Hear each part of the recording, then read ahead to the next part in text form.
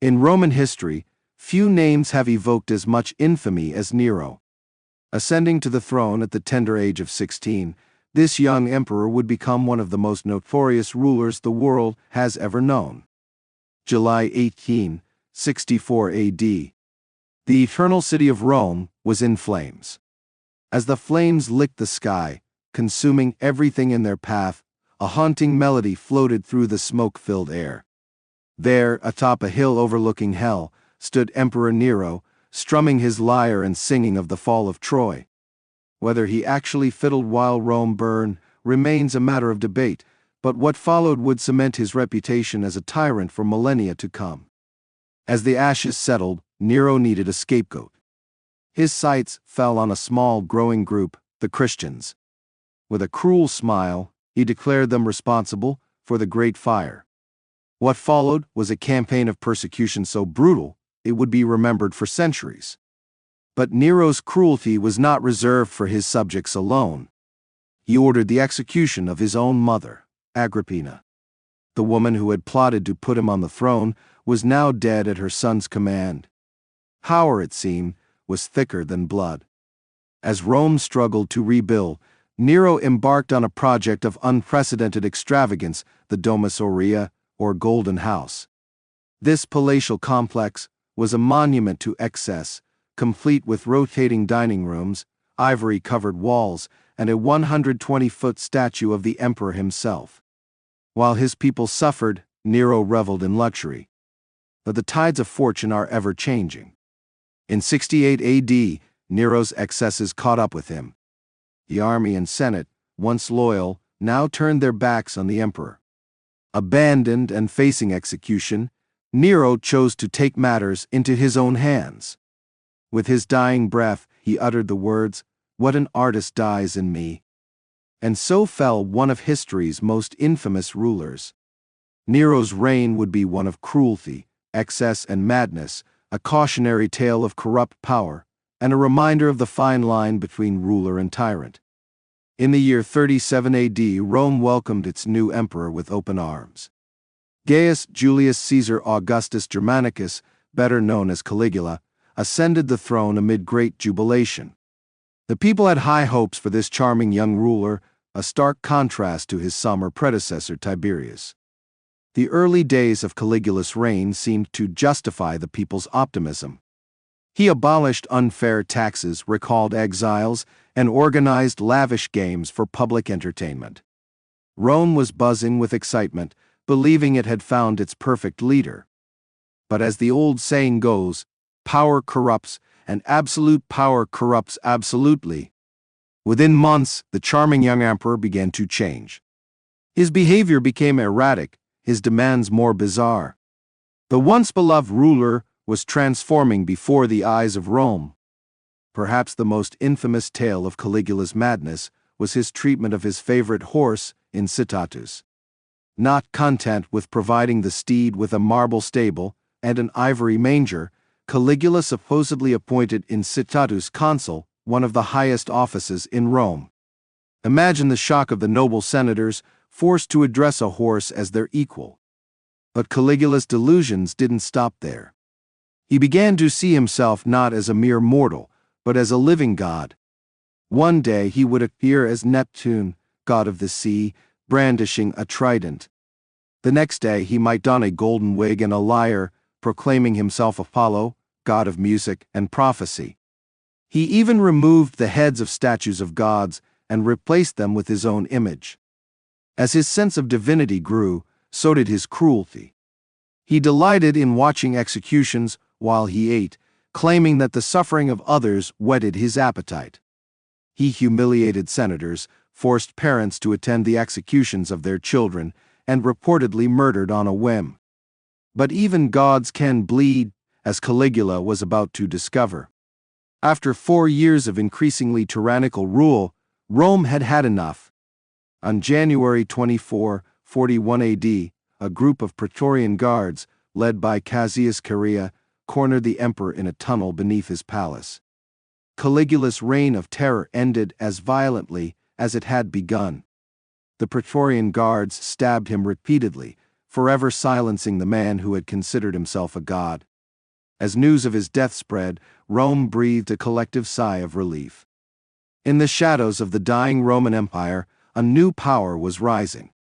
From the eastern steppes arose a force that would shake the foundations of Europe, the Huns.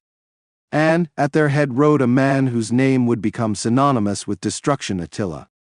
In 434 AD, Attila and his brother Bleda inherited joint rule over the Hun Empire. But Attila was not content to share power. Within a decade, Bleda was dead, some say by Attila's own hand, and the man who would come to be known as the Scourge of God stood alone at the head of the Hun war machine. Attila wasted no time in unleashing his forces upon the world. His armies swept across Eastern Europe like a plague of locusts, leaving devastation in their wake. Cities burned, fields were razed, and those who weren't killed were often enslaved. The Huns' skill on horseback and their deadly composite bows made them seem almost supernatural to their terrified enemies. But Attila was more than just a barbarian warlord. He was a shrewd negotiator, extracting huge tributes from the Eastern Roman Empire in exchange for peace. When the Romans failed to pay, Attila's response was swift and ruthless. In 447, Attila turned his attention to Constantinople. The largest city in the Eastern Empire trembled before the Hun army. However, not even Attila's mighty horde could breach the city's massive walls. Instead, he ravaged the countryside, cementing his reputation as the Scourge of God. Not content with terrorizing the East, Attila turned his attention to Western Europe. In 451, he invaded Gaul, modern-day France. For the first time, the Western and Eastern Roman empires were united against a common enemy. On the Catalonian plains, Attila faced a combined Roman and Visigoth army. The battle was fierce, the casualties enormous. Although not decisively defeated, Attila was forced to retreat, a rare setback for the Scourge of God. Undeterred, Attila invaded Italy the following year. He plundered and burned as he went, and was soon at the gates of Rome. In a legendary encounter, Pope Leo I met Attila and somehow persuaded him to turn back. Whether it was the Pope's words or rumors of plague and reinforcements that influenced Attila, Rome was saved. In 453 AD, at the height of his power, Attila took a new young wife, Ildiko. The wedding celebrations were characteristically lavish. But fate, it seemed, had one final twist in store for the great conqueror. The morning after his wedding, Attila was found dead in his bed. Some say he choked on his own nosebleed, others that his bride murdered him. The true cause remains a mystery to this day. Attila's funeral was as extravagant as his life was violent. His body was wrapped in 3 coffins, gold, silver and iron, and buried in a secret location. The slaves who dug his grave were killed to keep its location hidden forever. With Attila's death, the Hun Empire quickly disintegrated. His sons fought over the throne, and within a few years, the greatest threat Europe had ever faced had disappeared like a nightmare. Today, Attila the Hun remains one of the most infamous figures in history. Was he truly the Scourge of God, or simply a brilliant military leader in a brutal age? The debate rages on, but one thing is certain: few names in history evoke the same mix of awe and terror as that of Attila the Hun. In the tumultuous period known as the Warring States, a young ruler named Yin Yang ascended the throne of Qin. His eyes gleamed with ambition as he gazed at the fragmented map of China. Where others saw chaos, he envisioned unity, and he would stop at nothing to achieve it. For the next 25 years, Yin Yang's armies marched across China, methodically conquering and absorbing the other warring states. His military prowess was unmatched, his determination unwavering. By 221 BCE, he had accomplished the unthinkable. China was unified under a single ruler for the first time in history. No longer content with the title of king, Yin Yang proclaimed himself Qin Shi Huang, the first emperor of China. But unification was only the beginning of his grand vision. Qin Shi Huang embarked on monumental building projects, none more famous than the Great Wall of China. Designed to protect his empire from northern invaders, the wall came at a huge human cost. Hundreds of thousands, perhaps millions of workers died during its construction, their bodies often incorporated into the very structure they were building. The emperor's drive for unity extended beyond borders. He standardized writing, weights, and measures across China, laying the foundation for a cohesive Chinese culture that would last for millennia. But his methods were far from benevolent. Believing that intellectual diversity posed a threat to his rule, Qin Shi Huang ordered a massive book burning. Any texts that did not align with his philosophy or praise his reign were consigned to the flames. But destroying books was not enough. In one of the most horrifying episodes in history, the emperor ordered hundreds of scholars to be buried alive. Their crime? Possessing knowledge that defied official imperial doctrine. With this act, Qin Shi Huang sought to control not only the present, but the very history and future of China. As he grew older, the emperor became increasingly obsessed with the idea of immortality. He sent expeditions in search of mythical elixirs and surrounded himself with alchemists promising eternal life. Ironically, it was this quest for immortality that would be his undoing. In 210 BCE, Qin Shi Huang died while touring his empire. The cause? Mercury poisoning, likely from the very elixirs he believed would grant him eternal life. The great unifier of China, the man who moved mountains and reshaped a civilization, was ultimately undone by his own quest for immortality. Even in death, Qin Shi Huang's ambition knew no bounds. He was buried in a huge mausoleum, guarded by the now famous terracotta army, thousands of life-size clay soldiers to protect him in the afterlife.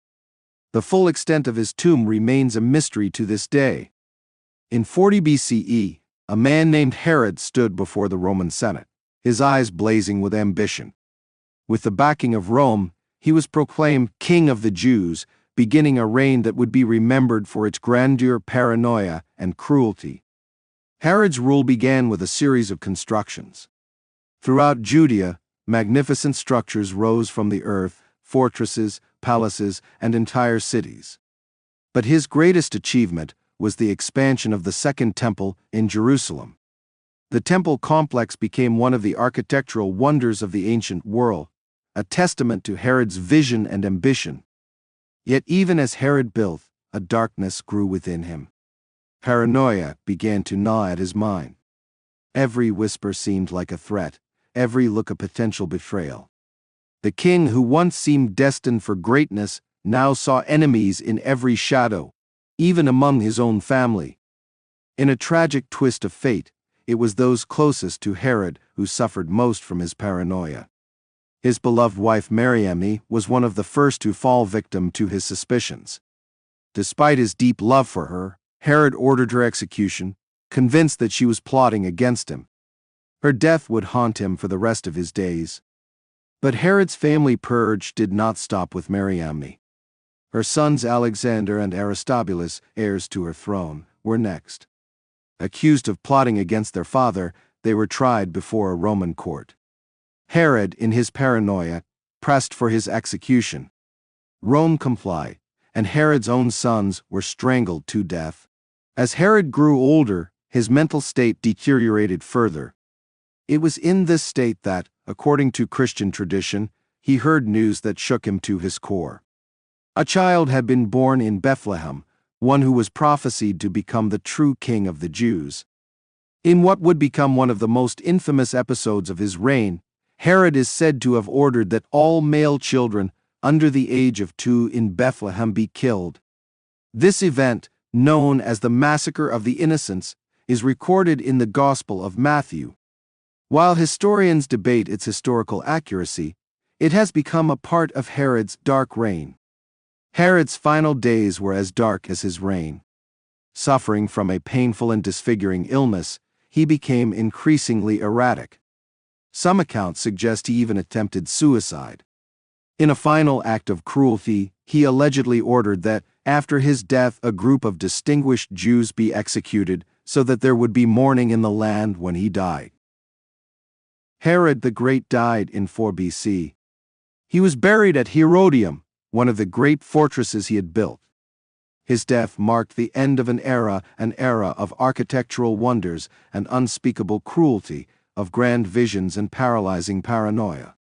In the tumultuous Balkans of the 15th century, a young prince named Vlad was given as a hostage to the Ottoman Sultan. This early trauma would shape the man who would become known as Vlad the Impaler, one of the most notorious rulers in history. In 1456, Vlad returned to reclaim his father's throne in Wallachia. The years of captivity had hardened him, filling him with a grim determination to secure his rule and protect his land from Ottoman expansion and treachery from within. Vlad's reign began with a shocking display of cunning brutality. He invited hundreds of nobles to a banquet, only to have his guards surround them. The older nobles and their families were impaled on the spot, while the younger, healthier ones were taken away to be slave labor. It was this method of execution impalement that would become Vlad's gruesome trademark. His victims were forced to stand on sharpened stakes, the stake carefully placed to prolong their suffering. The sight of forests of impaled victims became a terrifying deterrent to Vlad's enemies. Despite his cruelty, or perhaps because of it, Vlad proved himself an effective military leader. He employed guerrilla tactics against the numerically superior Ottoman forces, often launching daring night attacks that left the enemy in disarray. In 1462, Ottoman Sultan Mehmed II led a massive invasion force into Wallachia. But even the conqueror of Constantinople was unprepared for Vlad's tactics. He was met with scorched earth and the horrific sight of 20,000 Ottoman prisoners impaled outside Vlad's capital, Targovist. Despite his fierce resistance, Vlad was eventually forced to flee Wallachia. He spent years in exile and prison, but never lost his desire to reclaim his throne. In 1476, Vlad finally managed to return to power in Wallachia. But his reign was short-lived.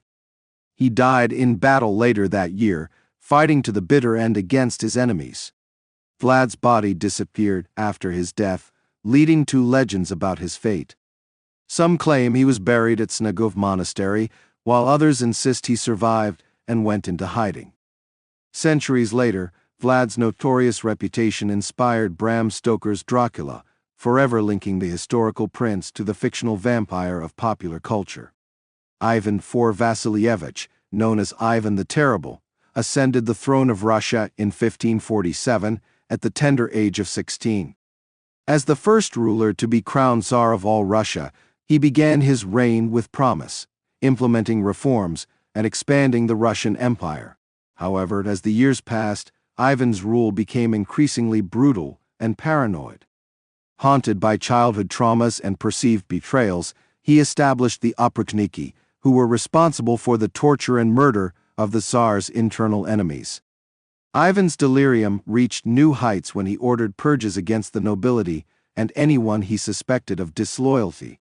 Entire towns were massacred, and no one was safe from his wrath.